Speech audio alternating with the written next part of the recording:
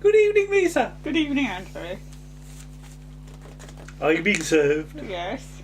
The agent. Yes. Or the... not the agant. No. Whatever that is. Mama. Martha's crooning. Mr. Rumbold and Mr. Harmon. And it's coffee time in Mr. Rumbold's office. It's come in a packet because it's instant. Yes. In a sachet sort of thing. Yes. It's described as magic powder by Mr. Harmon. And you've got to drink it at once. Yes. Because it's so instant. There's only one instant when it actually tastes like coffee. Yes. Do you have instant coffee? You do, don't you? Yeah. And do Yes, it tastes like coffee. Yeah, but are you sort of snooty about proper coffee? No, because it's a right faff to do. Right. So. But I like the way that when Mr. Harmon makes it, he's all sort of, drink it up, son, drink it up, son. You know, like, get it down you, basically. But it's Friday and it's payday. But Mr. Harmon's always sort of dealt out the pay packets, hasn't he? So have we ever seen this? No. And that's nonsense anyway, because Mr. Harmon's only been there in the last couple of years. Yes. Well, since he's been there, perhaps he means. Yeah. We just thought it would have been Mr. Mash. But maybe. Well, Mr. Mash isn't in it anymore, is he? So. But it's going to be done by a security dispenser operated by somebody from the accounts department. Yes. And Mr. Harmon's going to be the security escort. Yes. And he thinks he's been downgraded, so he's going to report it to his shop steward, which is himself. Yes. But then he hears there's going to be a £2 bonus for doing this, so he hurries off to the accounts department to set the wheels in motion. Mrs. Slocum, mostly green, but she's got a sort of swooshy bit at the front, which is sort of grey-green, isn't it? Yeah. Oh, sort of creamy. Yeah. It's not really grey. But Mrs. Axelby and her have decided that going to Spain is common. So they went to a holiday camp. I'm immediately thinking of Heidi High at this point. Yeah. Okay. So they've been to Maplin's. Yes. Although continuity-wise, it's Maplin's is now more upmarket if you go by the timeline. Yeah. But we're going to think of it as being Maplin's, like Maplin's is in the series. But apparently it was hot, and they sat in their night dresses with the door open. Yes. And nobody bothered them all night. Oh, no. So, But there's all sorts of things that went on. And on Wednesday there was a variety night, and a bloke did hypnosis. And Mrs. Slocum was on stage doing silly things. Yes. And she's got a picture of herself standing on her head, apparently. Yes. Though we never actually see this. No. Just as well. Yes. Miss Brahms notices that at least her seams were straight. And then she had to do the can-can. And then later on she was at the first aid post. Yeah. And Miss Brahms, when she sees the picture doing the can-can, she pulls a bit of a face. Does she? I didn't notice that. Yeah. But apparently the hypnosis man made it so that every time somebody snapped their fingers, you'd blow a raspberry. Yeah. So Captain Peacock snaps his fingers and... Very good. That was my best raspberry. Enter a shifty man in a raincoat who is... Jeffrey Segal. From? Rent-A-Ghost. Yeah. And the Phoenix and the Carpet. Oh, that's true. He sort of shuffles over. He's got a long raincoat. He has, and he looks really, really suspicious. And he asks for Mister Humphries. And he says, I'm going to show you something. So Mr. Humphries puts his glasses on. Yeah. Then he flaps open his raincoat. Yes. And what do you see? A huge jumper. Well, long. Long jumper, it's down to his knees. Yeah, that's it. His sweater's stretched, apparently. And apparently it was drip dry. And I like Mr. Lucas's line, are you the drip that dried it? But this is a good opportunity for Mr. Humphries to just talk nonsense now, isn't it? 'Cause he claims this is pure giraffe wool. You don't get woolly giraffes. No. Just imagining a giraffe with big wool having to be shorn between the legs of some sheep shearer. Okay. But yeah, apparently cows lie down when it's raining, and giraffes are similar because if they didn't, they'd get their undersides wet and it would all hang down and they'd trip over themselves or something. Yeah. When they gallop off. And I just put fobbed off. Yes. Just with nonsense. Yes. And sort of Jeffrey Segal just sort of goes off, doesn't Well, no, because he says you've got to wash it again. Yeah. And lay it on a towel in sunlight, not before 2 o'clock in the afternoon in a westerly breeze. It's just this long string of and I think Jeffrey Segal he's fed up with he's it. like, oh, you know. But Alfie Bass is impressed with Mr. Humphries' silver tongue, and he says he should have a great career with the right person behind him. Enter Mr. Harmon in full security guard gear with like a crash helmet. A crash helmet on, yes. Renu Setner, who's from accounts, and the wages dispenser, which is this is silly. It is silly. It's a big box which is going to take your photograph and compare with the photograph they've got on record of you, and then if it agrees, you'll get your money. Apparently, there's been an alarming increase in daylight robbery, which is what they think their wages are like. Captain Peacock volunteers to go first. He gets a little round of applause, doesn't he for being brave? Yes. I don't think he's that brave. So the camera sort of pops out and takes there's a flash right in his face, and he winces. There's a pause, and there's a sound of like cogs going round or something like this. Renu Setner says that's the comparison going on. It's like really silly noise. It is. And then it goes, "Do not pay out, do not pay out." Yes. Which is the nearest they can get to a Dalek voice without actually employing a Dalek. Well, where are we now? 79, aren't we? So it'll be Roy Skelton. Yes. Yeah. And also for not getting sued. Yeah, there is that. Although Mr. Lucas does actually make a reference to a Dalek. He does, so, yes.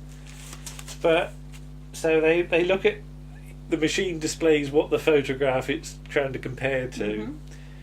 And this is just, why this is just stupid. Yes. It's the photograph of Captain Peacock when he was doing the Pirates of Penzance. Yes. So and he's got a red headscarf on and an eye patch. And an eye patch. And I said, why the hell have they got that on record for his official photograph? Yes, it's ridiculous. It's just so they can get this next joke in. Yeah. It's a bit of a desperate joke as well. Have you ever actually been photographed when you've joined For work? No. No. I'm just trying to think whether I was. Well, you had an ID card, didn't you? I've had ID cards, yeah. That's true. So I suppose I must have been at one point, unless I had to supply me out. I can't remember now. But the only way he's going to get his money is to like replicate this photo. So he's given a bra. And it's a really tiny bra. Tiny, it's tiny, like it's like nipple cups or something. Nipple cups. Well, that's about all it would cover. And some red knickers to put on his head. So he does this, then the scene changes, and you get a round of applause. I didn't think it was that funny. No. I say it just doesn't deserve it. But Mr. Goldberg's got an envelope full of money, and he's doing his sort of counting thing, which is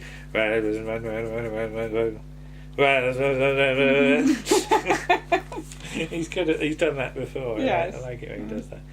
But yeah, he runs an employment agency and he gets positions for high-class salesmen, and he charges them the first week's wages. So he got £130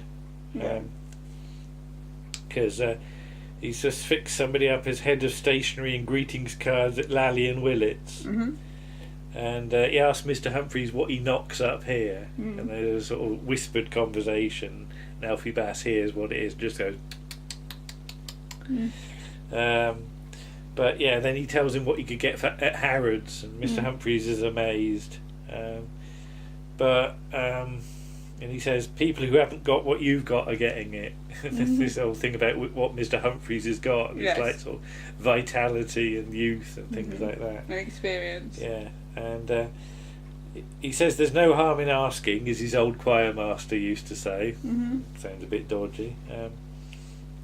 But Alfie Bass gets out a contract for him to sign. There and here, initial that, just there.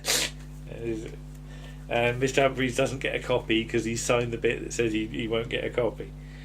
In comes Mrs. Slocum, and she might be up for head of ladies' foundations at Dorothy Perkins, or maybe Atco, whoever they are, who make lawnmowers. Yes.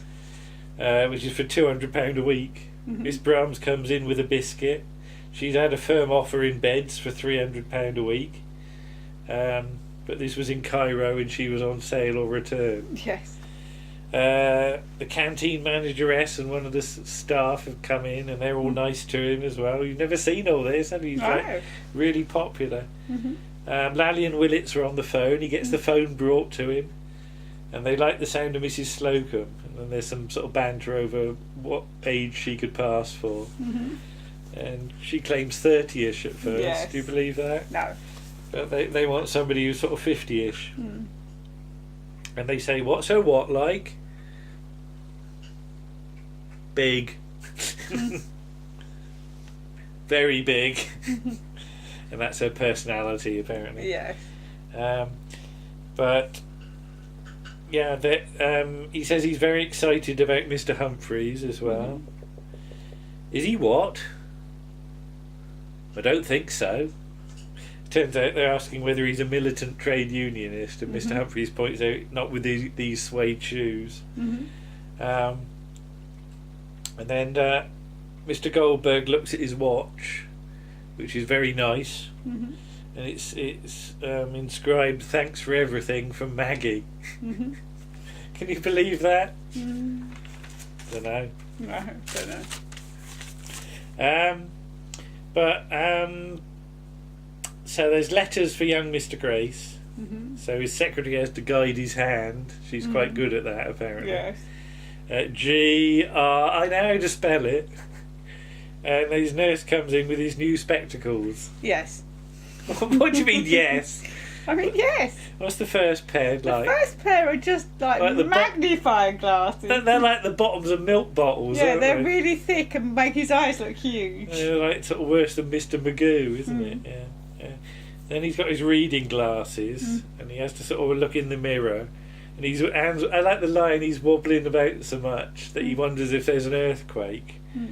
I won't read out his first line about what he thinks he looks like. Yes, it's rude. But he's told he looks like Elton John, which he thinks is no comfort. Then he's got the eye chart, and you can see the A at the start, and he says the rest is in Polish. That doesn't make sense either. But his nurse says, what does it say on the bottom? Go on. Explain. His secretary's bending over doing some filing. Yeah. In a short skirt. What does it say on the bottom? Wash by hand. Yeah. Enter Peacock and Rumbold, who are worried about... Now, Mr. Rumbold goes into an incredibly long and vague explanation about a member of staff who's making phone calls to certain other members of staff about and this, that, and the other. By which time, young Mr. Grace is asleep. Yeah. So, how do you wake up young Mr. Grace? Get your secretary to say, "Oh dear, my suspenders snapped again." And he immediately wakes up. Yeah. It's as though one little part of his brain is still like thinking naughty thoughts all the time, isn't it? Alert and ready to deal with it. And his advice is you deal with it, Rumbold, because Mr. Rumbold's always told to deal with it. So do they sack him, wait for him to resign, pay more money? Young Mr. Grace doesn't like the sound of paying more money. Mr. Rumbold hopes it'll all blow over though. So Mr. Goldberg's on the phone, saying he's fixed up Mrs. Slocum and Mr. Humphries, and Mrs. Slocum's gonna. He rings up the other phone in the ladies, and he asks for Mrs. Slocum to come into his office. And Mr. Humphries is going to be the manager of unisex clothing at Lally and Willits, and Mrs. Slocum's going to be in charge of the pussy shampoo parlour.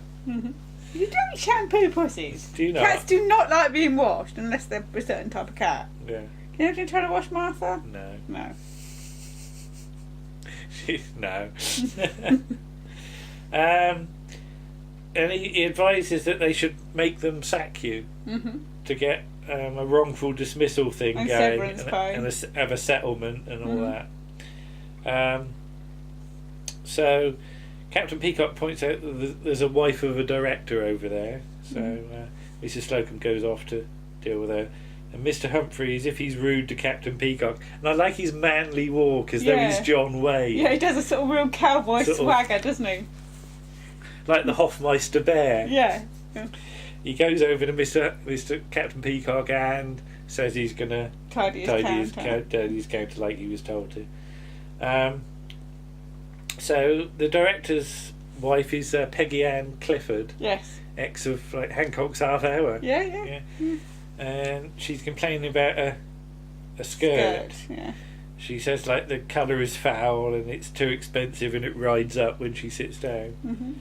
And Mrs. Slocum says, well, the colour goes with your blotchy complexion. It's too expensive because you're a mean old bag, and it rides up because you've got a great big fat bum. And she's shocked at this point. Yes. But I suppose they have to, but you'll see. And then Mr. Humphries gets up to something that we don't see, but we hear about in a minute. Yes. And they're in the office with Mr. Rumbold, not denying any of it. And apparently Mr. Humphries dealt with, was it the Honourable Lavinia Effingham for Fuchs with two Fs. Two small Fs. Two small Fs. Yeah. And he was saying things like "Hello, Dolly" and saying about her boobs, like he'd seen in some Emmanuel film or something. I couldn't quite hear because I think the audience laughed over Mr. Rumbold's lines. I didn't quite get it all, but. And he said, meet me behind the bandstand in the park for some, what was it? Like some woohoo or something. Getting on some woo. All right.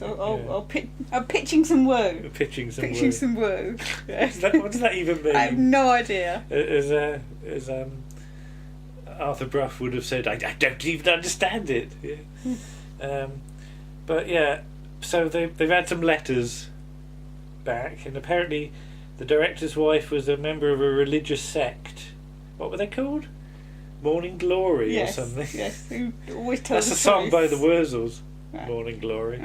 But yeah, she's the first person. Mrs. Slocum's the first person she's ever met who was ever fully honest with her. Yeah. So she was impressed and sent her some tickets for their next meeting. So Mr. Humphries, meanwhile, has been. His letter says, "Meet him at 5:30. Meet her at 5:30 behind the bandstand." And you can pitch some woo. So yeah.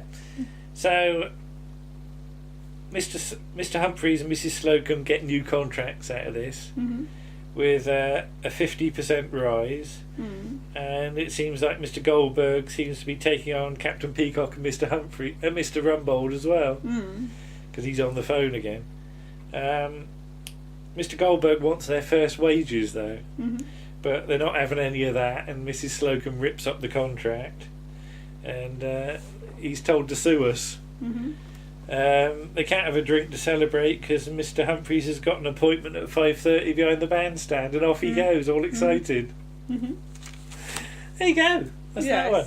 What do you think? It's a bit silly, but Yeah? it's, you know.